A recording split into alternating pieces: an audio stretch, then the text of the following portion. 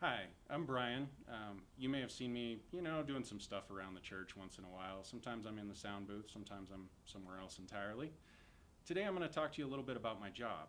See, if you've talked to me at all, you probably know that I'm one of those computer technical people. The funny thing about it is that a lot of people think I have a desk job. The truth is, I'm all over the place. At the beginning of the day, I rarely know where I'm going to end up. I may end up replacing a router, taking apart a printer, or just tracing a network cable all over a warehouse trying to figure out why it's not working. Something about the job really struck me about a year ago, around the time of the quest.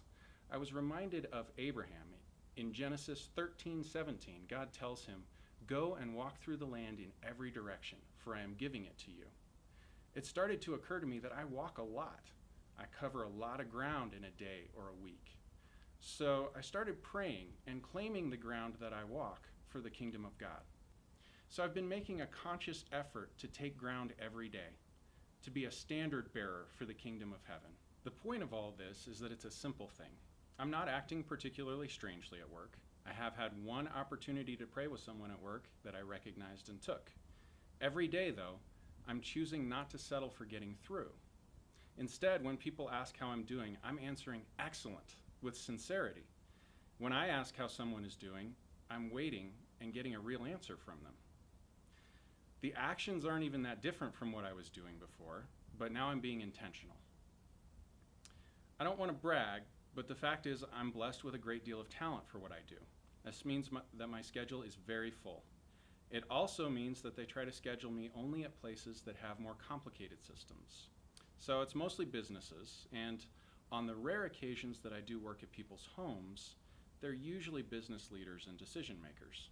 Little do they know that I'm often praying while I'm fixing things, bringing a little bit of the atmosphere of heaven into these places that influence earth. 2 Corinthians 3:18 says, "So all of us who have had that veil removed can see and reflect the glory of the Lord, and the Lord, who is Spirit, makes us more and more like Him as we are changed into His glorious image." There's a term in astronomy that has to do with how much light is reflected from an object. So, for instance, the moon has no source of light in itself, but it reflects a certain amount of sunlight. So an astronomer would say that it has an albedo of about 0.136. Now, a full moon seems pretty bright. The fact is that it's only reflecting about 13.6% of the sunlight that hits it. Turns out it's not actually very good at reflecting sunlight. I'm pretty sure 13.6% is a failing grade. Certainly would have gotten me in trouble when I was younger. The question I'm asking myself is, how good am I at reflecting God's glory to those around me? I'm here, spending time with God.